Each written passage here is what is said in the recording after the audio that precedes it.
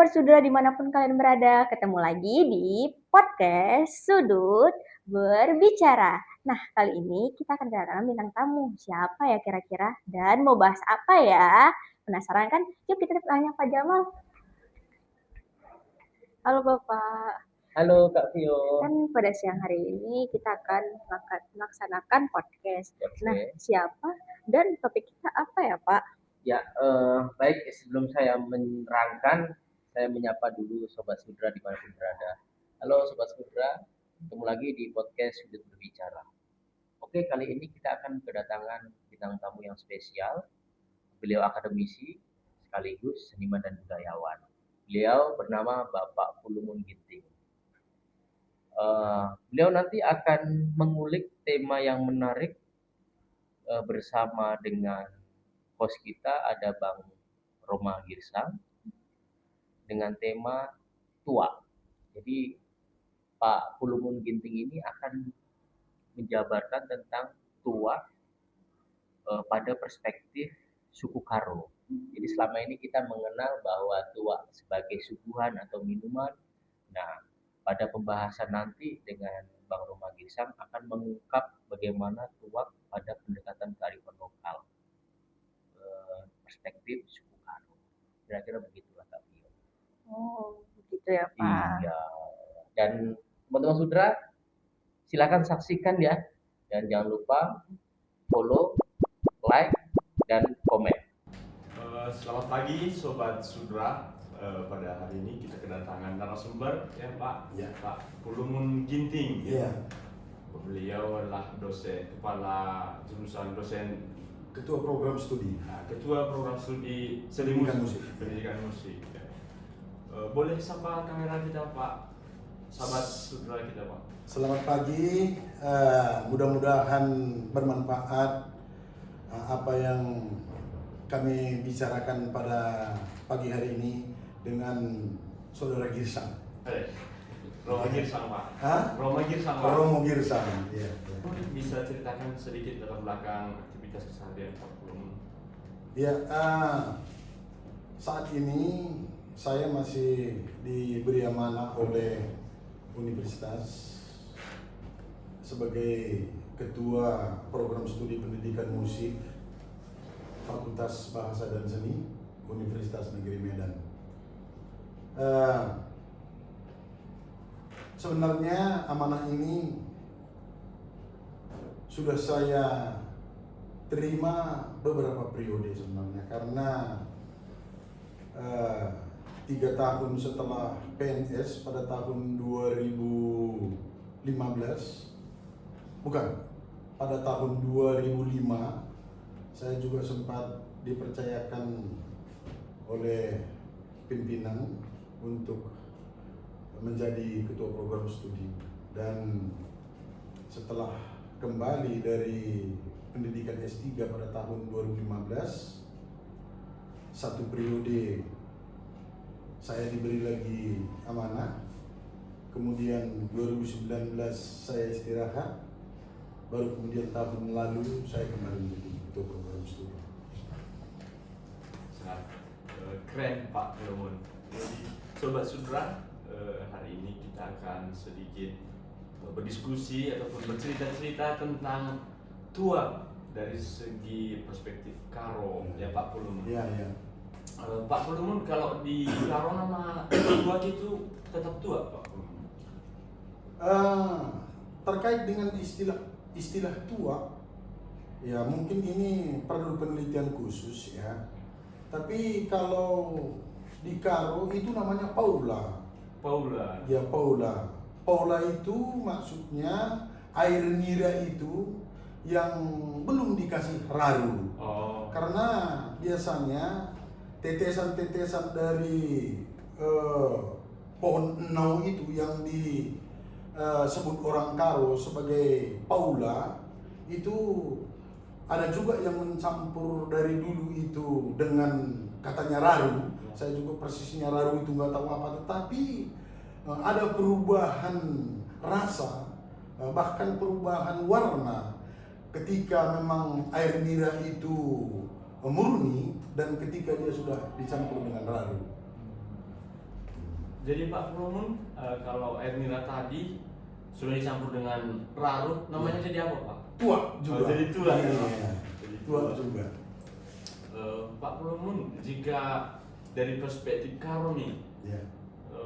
ada nggak acara-acara ritual tertentu ketika kita mau mengambil tuh? Kalau di Batak, Toba itu namanya paragat. Ya, paragatnya. Kalau di Karo Pak Promun ada nggak ritualnya yang dilakukan oleh paragat tadi ketika mau mengambil tuak itu? Ya. Bahkan mungkin secara substansi bisa sama dengan etnis-etnis lainnya, tetapi seperti apa perilaku, saya yakin itu berbeda. Karena ketika kita berbicara tentang Paula yang saya sebut tadi pada masyarakat Karo, sebenarnya kalau orang Karo mempercayai bahwa Paula itu penjelmaan dari seorang perempuan.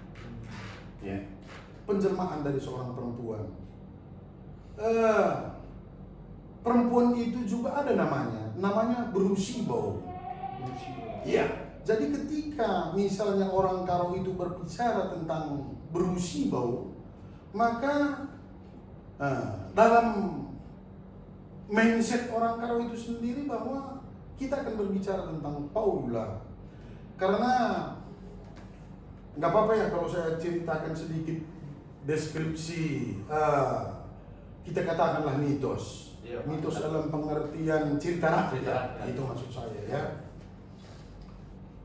Brusibau ini memiliki 5 saudara, 5 saudara. laki-laki semua. Jadi semua saudaranya ini rupanya penjudi. Dan kalau di Karo ada dikatakan itu penjudi menang dan ada penjudi kalah. Rupanya kelima saudara Brusibau ini tadi itu semua penjudi kalah. Akhirnya dia dikejar-kejar oleh yang meminjamkan modal judi pada mereka. Sampailah kabar itu di turangnya tadi. Turangnya maksudnya itu saudara perempuan dari laki-laki itu, itulah yang Brusibau tadi. Dan jika utangnya itu tidak terbayar, kami akan membunuh semua saudara laki-laki. Jadi kau harus memikirkan dan membayar semua utang-utangnya. Apapun yang dipikirkan oleh Brusibau, itu utang tidak akan bisa lagi dia bayar. Tidak akan bisa lagi dia bayar. Apapun jalan yang dia lakukan. Akhirnya dia pergi ke suatu tempat dan mengutuk dirinya. Oh di bata kaci-kaci, kamkap di bata si madatinuang. Jadikan aku jadi kai pela bodami. Gelah banci aku ngalari utang turang kundai. Ya, artinya ketika kita belum mengenal sebutan Tuhan hari ini, artinya orang Karo itu udah memiliki Tuhan sebenarnya yang mereka kenal dengan sebutan di bata kaci-kaci. Dia mintalah dan berupa apa ya? Berupa kutukan supaya dia bisa menjadi sesuatu yang bisa membayar utang saudara-saudara laki-lakinya tadi. Disitulah menjadi berubah menjadi satu pohon. Pohon itulah yang disebut dengan Paula, tetapi dia tetap dikenal dengan Brusibau. Arti Sibau apa? Brusibau ini sebenarnya, Sibau ini kita nggak tahu. Kalau konon katanya juga Brusibau ini di mitosnya ini juga dulu satu marga yang tenggelam hari ini gitu. Ada beberapa sebenarnya marga yang tenggelam gitu, tapi bukan di sini, tapi salah satu Brusibau tadi. Di situ itulah Brusibau apa ya? Kalau dikatakan mang-mang, kalau toba dikatakan itu, ya kalau karo juga dikatakan itu tabas, Tabas. atau Itu. apa ya kalau bahasa Indonesianya? Mantra. Mantra. Ada mantra di situ disebutkan. Manbandu kerina perutangan turang kusinterem lanai bau tergalarina utang tidak akan bisa lagi dibayar saudara laki-laki utangnya. Maka akulah nanti yang akan membayar utang-utangnya. Sambil dia bernyanyi, adik ngalah pagi daging kulandwe, buandu pagi urat kue tanggara kenras lo mentarai, pagi inem nugla sehat daging kulandwe, jemasin terang perutangan turang kunai karina. Kalau nanti kau merasa lelah fisikmu, ambillah akarku, rebuslah akar ini dengan air putih, minum dan letihmu akan hilang.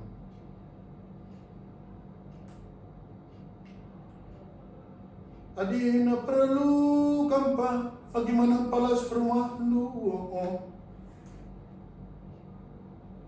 tek-tek nu pagi daging kue, tak KM pagi ban jadi palas harus dinding rumah lu.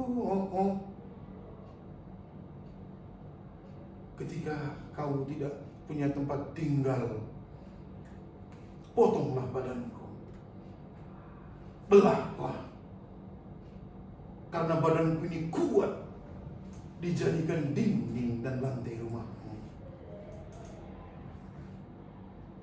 Buat andu pagi isi daging kue, li pagi isi nabansi pandu karina. Minum dulu. Pak bro. Jiwa ya. Di dalam tubuhku ini ada berisi makanan yang bisa kau makan.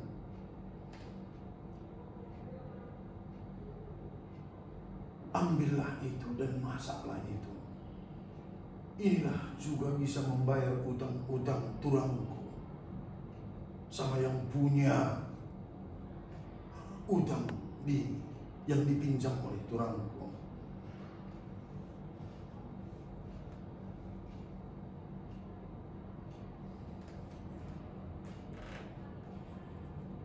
Adi namu mas kampagi, balbaldu pagi daging kue, ijen pagi aku ngaburkan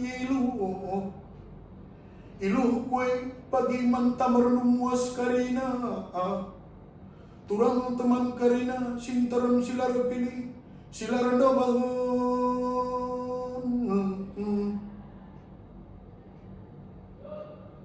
Panjatlah nanti aku ke atas, potonglah tanganku. Setelah engkau potong, pukullah,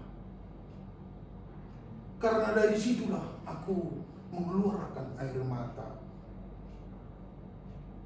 Air mata itu adalah sebagai obat untuk hausmu. Ketika tidak habis, bisa itu direbus dan itu akan menjadi tebu, jadi gula dalam kehidupanmu. Ambillah buahku yang anak, yang dikenal dengan buah kelpau. Siramkan air mataku di buah kelpau itu. Itu akan menghidupi semua anak-anakmu.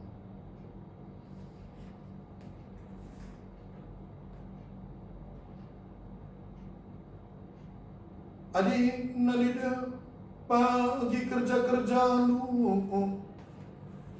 Gelah naulalas pagi akap kadai-kadai sangkap gelu sita kendoi karina.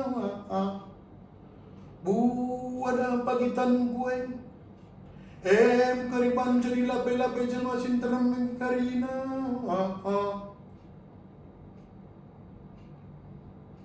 Ketika engkau mengunjungi sangkap geluhmu, kalibubumu, sistem kekerabatanmu, karena pada saat itu belum ada jambur atau wisma pada saat ini.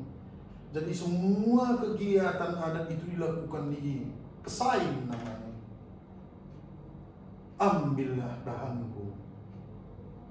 Inilah yang melindungimu dari panas matahari. Dan bisa juga engkau lipat menjadi atap rumahmu. Emang akade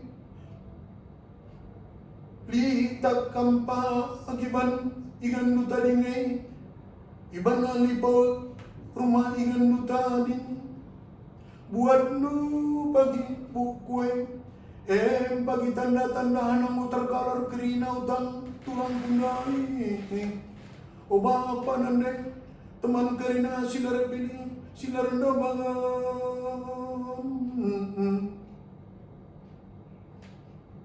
Aku akan memiliki rambut yang panjang. Ambillah rambutku ini sebagai atap rumah yang engkau tinggali. Ambil sebanyak-banyaknya dan engkau akan terlindungi dari hujan dan panas. Karena inilah yang bisa membayar utang tulangku yang 5 orang. Simpelnya sebenarnya seperti itu. Meskipun sebenarnya ini tidak dilakukan lagi. Tetapi ketika misalnya Paula itu usianya 12 tahun, disitulah dianggap dia sudah bisa berair. Kalau misalnya disandingkan dengan manusia, maka umur 12 tahun itu sebenarnya kalau perempuan udah bisa menikah. Jadi Paula itu pun juga pada masyarakat kalau sebelum 12 tahun belum disuruh, belum bisa kita melakukan dan memukul dia sehingga dia mengeluarkan air mata. Bahkan mungkin bagi beberapa tradisi itu bukan air mata, bahkan itu air payudara. Ya, tetapi kalau masyarakat Karo itu mengenal dengan air mata. Jadi air mata menjadi air kehidupan. Sebenarnya seperti itu orang Karo mempercayai Paula itu. Gitu kira-kira.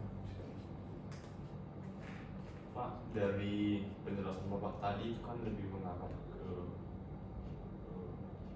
histori dari momen now. Jadi Pak, ketika di adat Karo atau kebiasaan orang Karo itu ketika mau mengambil nira, itu ada nggak Pak ritual lanjutan dari tenah ataupun apa yang disampaikan oleh beru apa tadi Pak? Beru Sibau tadi Pak. Ada nggak dilakukan lagi kelanjutan dari perintahnya tadi gitu Pak? Sebenarnya saya tadi menceritakan uraian terlebih dahulu. Sebenarnya itu sebenarnya perintah Beru Sibau. Jadi Beru Sibau bilang bahwa sebelum engkau mengambil akarku, kamu harus mengambil air mataku terlebih dahulu. Jika 3 kali aku belum mengeluarkan air mata, maka pukullah 5 kali. Jika 5 kali aku juga belum mengeluarkan air mata, itu tandanya belum lengkap dengan sangkap ngeluh dengan sistem kekerabatan yang ada. Pukullah aku 8 kali. Jika 8 kali pun aku belum mengeluarkan air mata, maka pukullah 12 tambah 1 kali. Itu dia menceritakan tentang sangkap ngeluh. Di situ semua sistem kekerabatan itu sudah engkau gunakan. Aku akan menangis dan aku akan mengeluarkan air mata hingga melampaui kebutuhanmu. Itu sebenarnya. Makanya bisa dipukul hari ini 3 kali. 3 kali itulah menunjukkan rakuk si telu pada masyarakat Karo. Tau, itu udah turun itu. Makanya tidak semata-mata dia 1 hari bisa keluar. Ada semua ritualnya. Ritualnya. Gunakan bambu yang memanjat aku. Bambu yang paling murah dan paling kuat.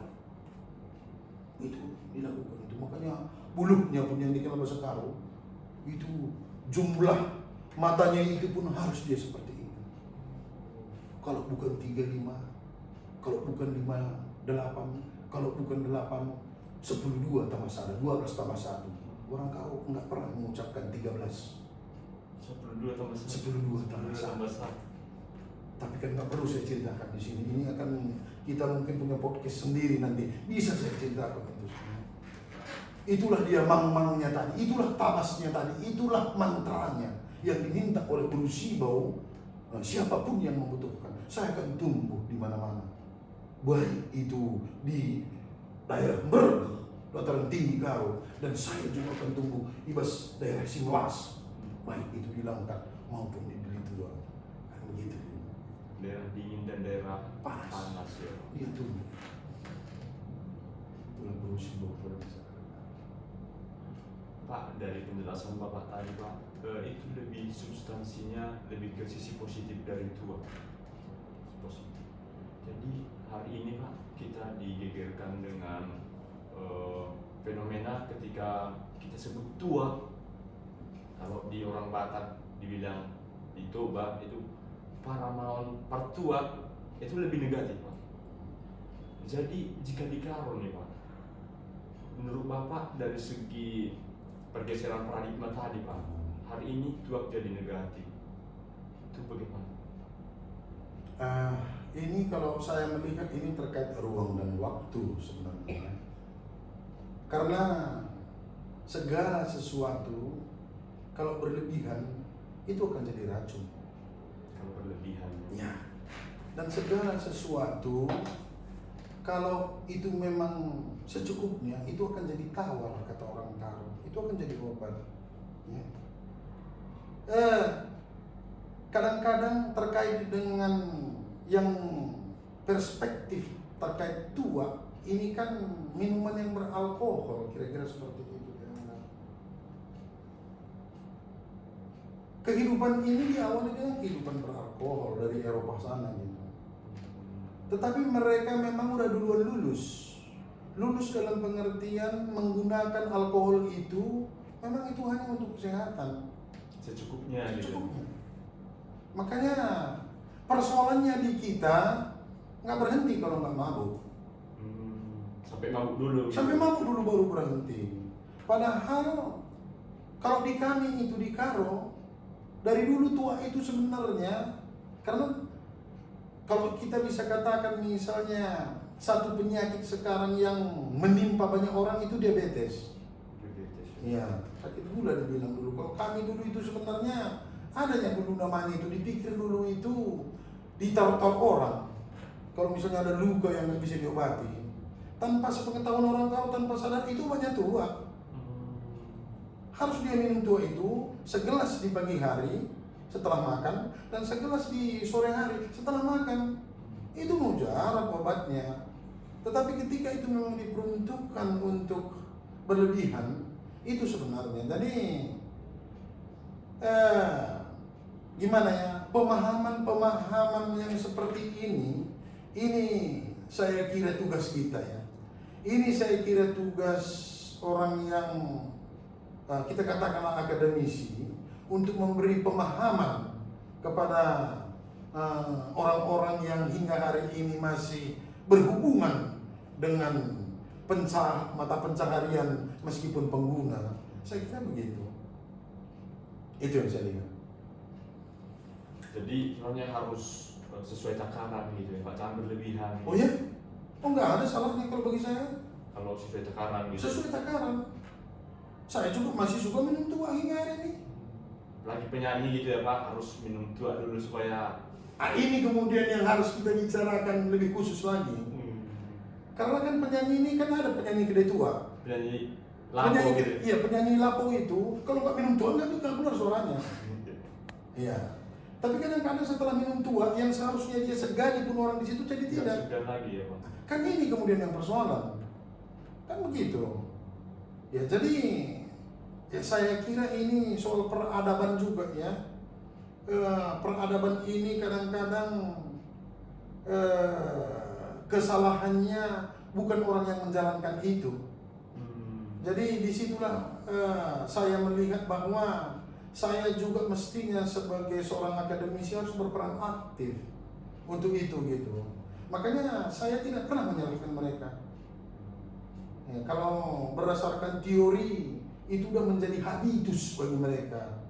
Jadi habitus ini meskipun itu salah secara universitas, secara universal, tetapi ketika itu dilakukan secara reguler, maka itu akan menjadi sebuah kebenaran.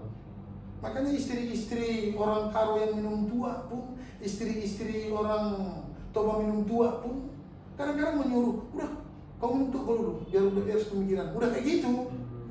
Gitu. Karena dianggapnya bahwa minum tua itu sebagai sesuatu kewajiban yang dilakukan oleh suaminya, sehingga suaminya itu bisa berpikir dan menceritakan sesuatu. Kan kira-kira seperti itu dia. Jadi menormalisasikan ya. Iya, itulah normalisasi namanya kan. Pertama-tama dia bagaimana kemudian itu membuat standarisasi ya. Jadi standarisasi kemudian dibangun menjadi universalisasi kan itu akhirnya menjadi normalisasi. Dianggap itu sebagai sebuah kebenaran padahal sebenarnya masih jauh lah. Gitu. Karena mereka nggak tahu bahwa sebenarnya berusibau tak pernah memberikan dalam mantranya tadi, kau gunakan ini untuk mabuk mana? Mana? Nah, itu hanya untuk membayar utang-utangnya, bahwa sebenarnya Paula itu adalah sebenarnya kehidupan. Jadi dari air nira dia menjadi air hidup.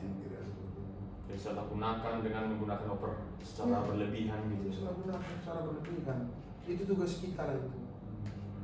Dan kalau perlu satu hal yang paling penting sih sebenarnya pada kearifan lokal, kan ada bukunya misalnya sejak dari taman kanak-kanak SD SMP itu harus selalu diberikan pemahaman terkait itu. Itulah tugas kita saya kira. Dari penjelasan Bapak tadi juga Roma menangkap bahwasanya dari nyanyian-nyanyian tadi Pak terkandung makna positif, mulai dari akar untuk menghilangkan rasa lelah ya Pak ya. Terus mulai dari batang untuk dinding rumahnya Pak. Ijuknya tadi. Dan keltau itu juga. Dan air niranya tadi. Semua nggak ada yang nggak bisa digunakan. Nggak ada yang semua itu memenuhi kebutuhan manusia. Memberikan dampak positif. Dampak positif. Tapi pada hari ini digunakan secara berlebihan. Hingga kita mendengar kalau udah dibilang si Doli permabuk, tua, oh ini nggak beres lagi. Kalau di suku Karo Pak, bisa nggak baju si Paragat tadi Pak? Kalau kami Paragat namanya Pak, orang yang mengambil nira tadi, itu untuk aturan pemakaian baju ada nggak Pak di Karo? Ya sebenarnya aturan itu kalau dulunya memang ada. Artinya manjat-manjat pun orang Karo ini nggak bisa pakai celana, harus pakai sampan, kira-kira kan begitu dia. Jadi pakai sampan itu, udah itu dia juga harus pakai sarung sebenarnya, pakai sarung yang didekatkan di sini. Di leher gitu. Iya, disitulah sebenarnya dia menghormati, karena itu kan doa sebenarnya.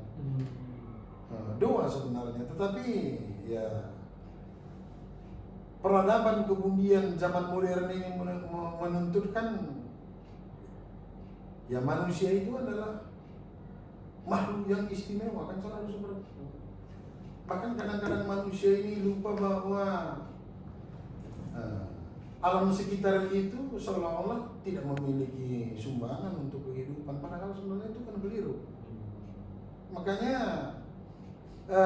zaman pramodern dirubah ke modern yang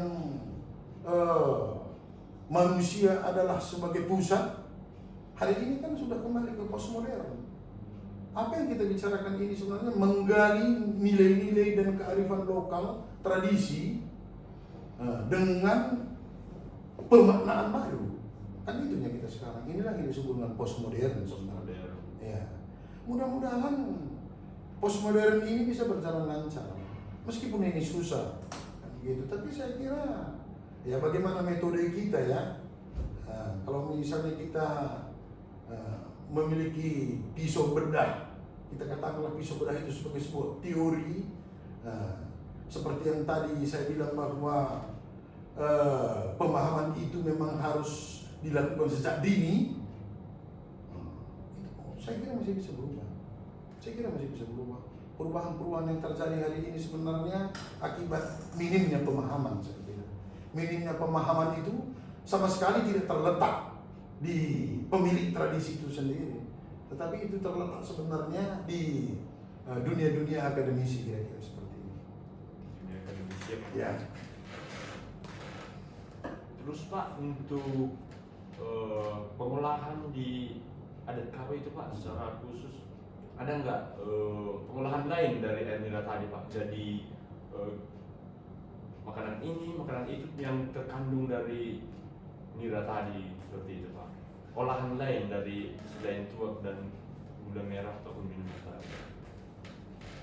Ya sebenarnya banyak sih sebenarnya, karena kalau orang Karo, kalau misalnya kita sudah berbicara tentang nira ini sekarang, ketika dia difermentasikan saja tanpa mencampur apapun, itu bisa juga disemprotkan ke tanaman-tanaman. Iya. Jadi pestisida gitu ya? Jadi pestisida dia. Bisa seperti itu. Dia, saya nggak tahu lebih jauh ya, artinya hama apa itu yang memang sasarannya. tidak. Ya, karena bagaimanapun hama itu sama sekali dia anti dengan nilai yang difermentasi. Wah, ada di kalau bapak saya masih melakukan itu. Lagi pola aku cuma Padang. Oh, begitu ada di kampung saya baru Jahe, cuma Padang itu kira-kira 3 km dari saya. Gitu. Itu dicampurkan dengan tembakau, dengan ini dimasak bersama, setelah difermentasi misalnya seminggu gitu. Tanpa ditaruh apa-apa. Tetapi itu memang jadi satu campuran yang sangat efektif. Kemudian nira itu dia kan gunanya setengah masak juga, dia itu jadi obat. Setengah masak Ya setengah masak dimasak gitu. Baru setengah masak ya, karena kalau dulu misalnya di tempat saya, karena di sana pekannya hari Jumat, namanya 3 Jumpa. Jadi kesitunya nanti mereka membawa gula. Jadi ngeria namanya itu ya, ngambil air nira itu, namanya kami ngeria. Mulai dari hari Sabtu hingga nanti hari Kamis, ya, mulai dari hari Sabtu hingga hari Kamis sampai Jumat itu masih setengah masak semua. Oh. Nanti dimasak itu di hari Kamis sore dan sudah menjadi gula, besoknya bawa ke pekan untuk dijual. Itu yang menjadi gula. Gula itu pun kalau secara ekonomi ya berdasarkan kebutuhan. Karena kalau di tempat saya, di kecamatan saya, gula itu sebenarnya setepek kecil. Tetapi kalau misalnya gula itu mau dibawa misalnya ke daerah Sibolangit atau misalnya daerah Kota Malaya Medan, itu dia bisa 1 gula dia 1 kilo. Itu berdasarkan ukuran kebutuhan sebenarnya.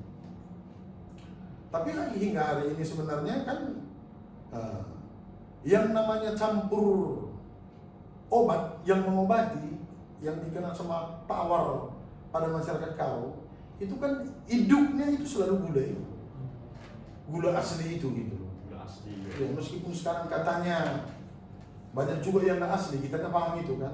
Tetapi seperti itu. Tetapi kalau di kampung saya, di sekitaran saya, karena saya tinggal di daerah pegunungan namanya Barujai, itu rata-rata mereka gunakan asli. Itu dia kalau misalnya di samping tua tadi ya, karena kebutuhan tua tadi pun udah nggak terlayani mereka sekarang. Ya makanya banyak juga sekarang udah nggak sampai lagi ke gula. Tua langsung Tua langsung. sasaran. Kalau tua langsung itu enak kali ya sebenarnya. Saya nggak tahu sebenarnya kadang-kadang tua yang saya minum. Kalau tua yang di sana karena ada bapak muda saya, dia ada kedai kopinya di situ. Jadi kedai kopinya itu ada juga yang bertua. Dia hanya tukar teh susu gitu.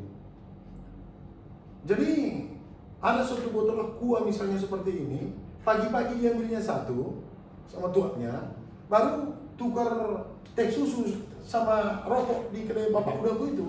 Makanya salah di kampung ada tuak dulu katanya sama aku. Begitu aku bilang, oh segar kali meminumnya. Demi Tuhan segar meminumnya. Pagi saya minum itu sampai sore saya segar.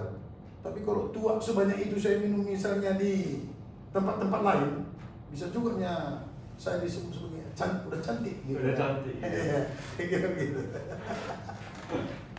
Udah Iya.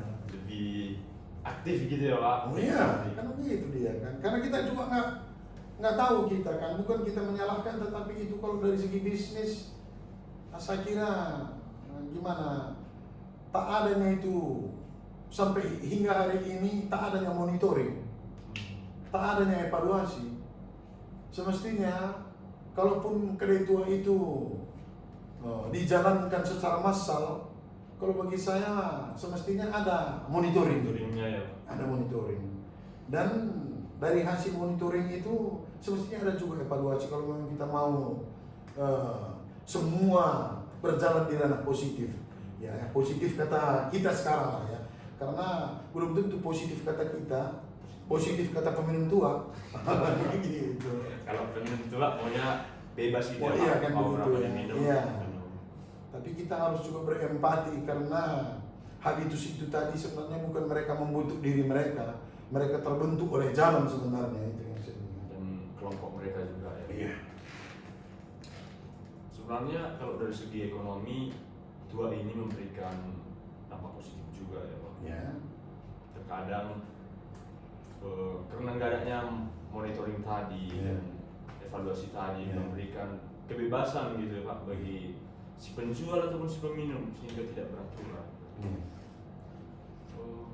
Sangat menarik Pak untuk dari segi karo terkait itu tadi Pak. Tadi kita udah sibuk berbicara tentang positifnya dari itu tadi Pak, Iya. dan negatifnya pasti ada juga.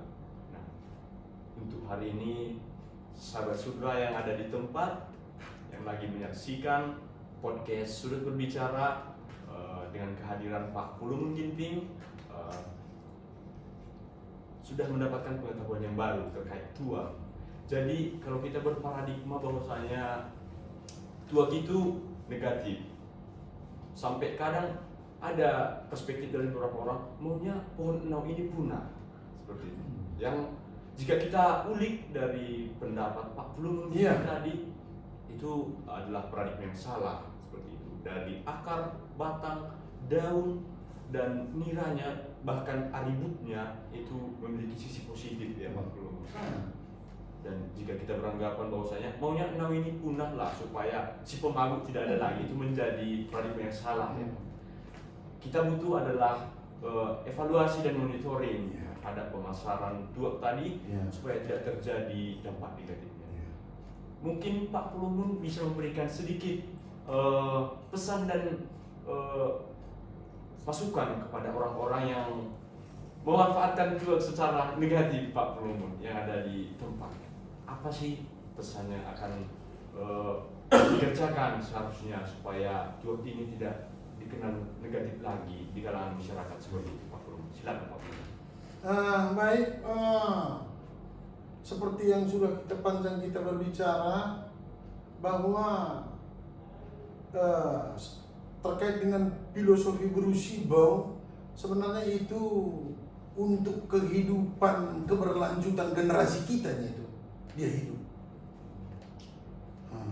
Jadi tolong bagi teman-teman yang mengkonsumsi itu oper, mungkin bisa sedikit dikurangi sehingga memang